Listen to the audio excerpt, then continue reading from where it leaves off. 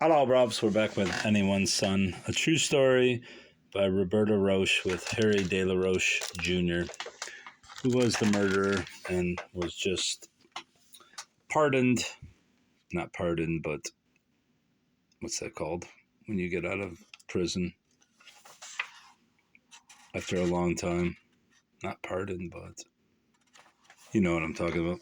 He got out last May 2023. Section 9, Chapter 9, whatever this is. While discussing Harry Jr. and his childhood and adolescence, many people who knew young Harry spoke of cruelty in the schools. Our one teacher admitted regretfully, it's something that has always existed and something that always will. And some of the people who do it don't even know what's happening. It just becomes the thing to do every time they see a scapegoat.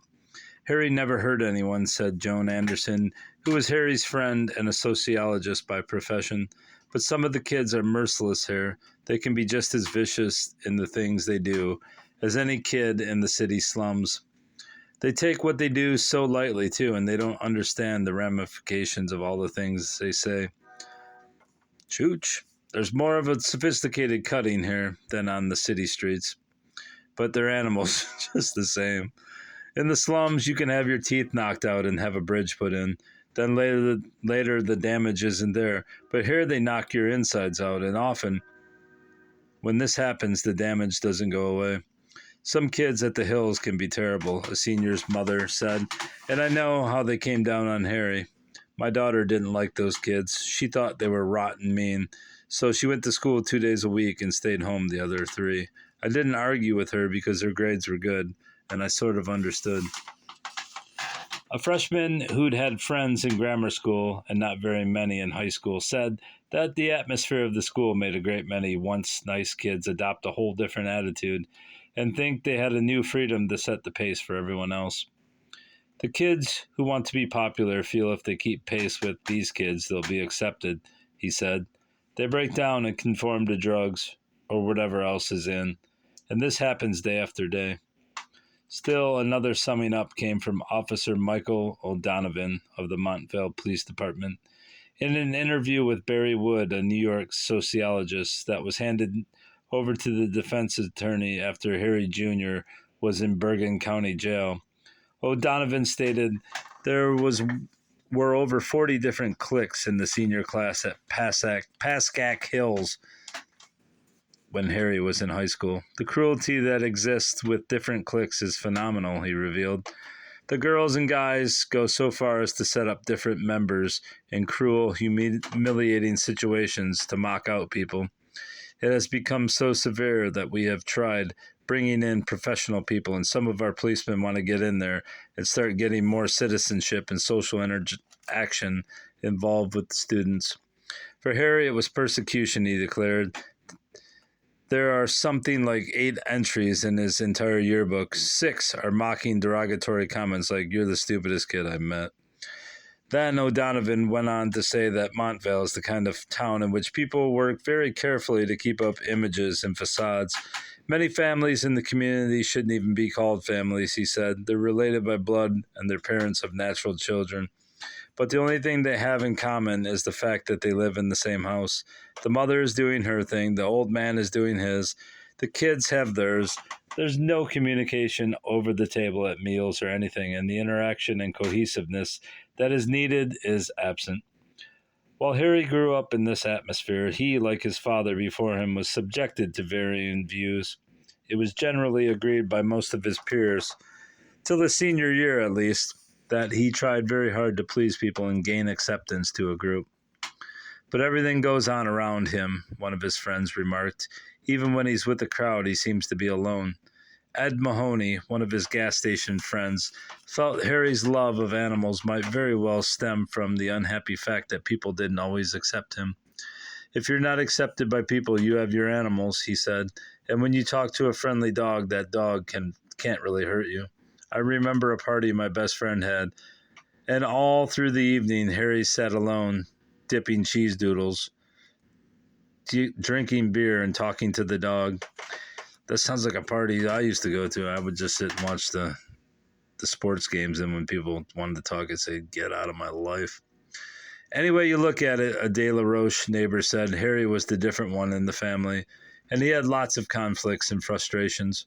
When he couldn't perform to his father's expectations, it was embarrassing. He was trying to live for his father and himself, Ed Mahoney added, and I just got the feeling that Harry could never be what he wanted to be at home or anywhere else. He ended up by having no self, so it was the kind of situation that could tear anybody apart. Actually, the military life would be the perfect way to please and appease his father, Wilbur Boyce, the ex-Citadel cadet, said while discussing Harry. Consciously or unconsciously, I believe that's how Harry saw it, and I can't think of a better way to make your father proud after years of feeling guilty if you think you disappointed him. Around the Montvale area, there was much speculation on whether or not a military school was the right place for Harry.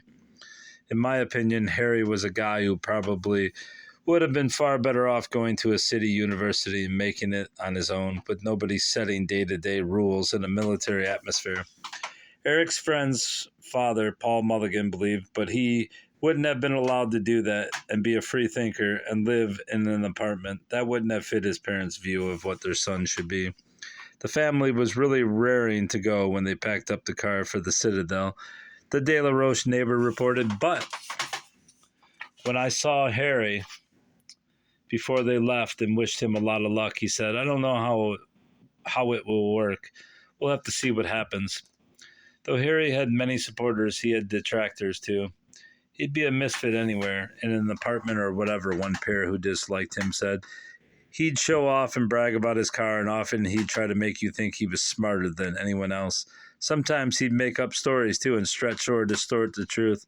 For instance, he talked about driving his car 115 miles an hour. It was a hard car to control, and I doubt he could drive it that fast. While some people called him withdrawn and meek, I'd call him a nasty loudmouth, another classmate stated. He was always trying to make an impression, and sometimes he'd do something weird, like throwing a basketball at you, for no reason at all. Once he was down in the town park, driving around in his car with somebody sitting on the hood. He was driving normally for a while, then suddenly he took off fast before coming to a quick stop. Naturally, the kid went flying and got a bit scraped up. Harry was quiet in the early years, added his friend Fred Zott, but in high school he picked up different habits like smoking, drinking beer, foul language, and pot. He knew how to be a wise guy then. David Dierker, Harry's high school teacher, had his own views on Harry. I liked him, he declared, and though I may be totally wrong, it sometimes appeared to me that by the time Harry was a senior, he wasn't always willing to do what it took to be accepted.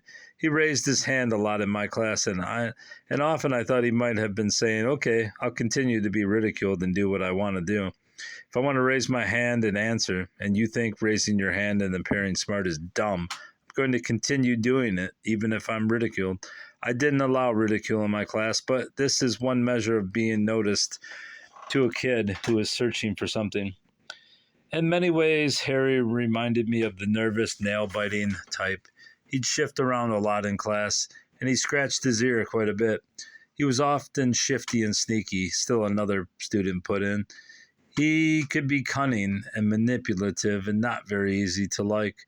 There were very few people who sought him out, and some of the kids who tolerated him weren't thrilled to be with him. Except for the few good friends he had, none of us went out of our way to find Harry De La Roche. Bob Gant, one of the good friends, was quick to see Harry's better side. My mother was impressed by his politeness, he contended. She used to say again and again, "I can't get over that Harry and how well-mannered and well-spoken he is." "I trust him in any situation," said Coach Anderson, another of the good friends. "I think he has capabilities too, but emotionally he has a protective wall that he built around himself. He'll talk about anything in the world, but you can't get inside him. I've had opportunities to do that, but it has never come out." Bob Gann is convinced the protective wall started as early as grammar school and that no one can get through it no matter how hard he tries. "I've seen him get really upset," Bob revealed, "but I've never seen him break down and cry. He keeps everything inside." Harry was very special, Irene Bickerton concluded. There was a gentleness about him, and I can't think of once in our friendship that I didn't feel warmth for Harry. The night he invited me out at 11 o'clock to look at the engine of his car, I felt a real sense of kinship. I felt we were really close then. Then a few minutes later, when he left the house, after printing his name on our doorway, he said, at the same time he said goodbye, "My father has my whole life planned." And that's the end of chapter 3. And we will return next time with the Citadel. Goodbye, bruv. Goodbye.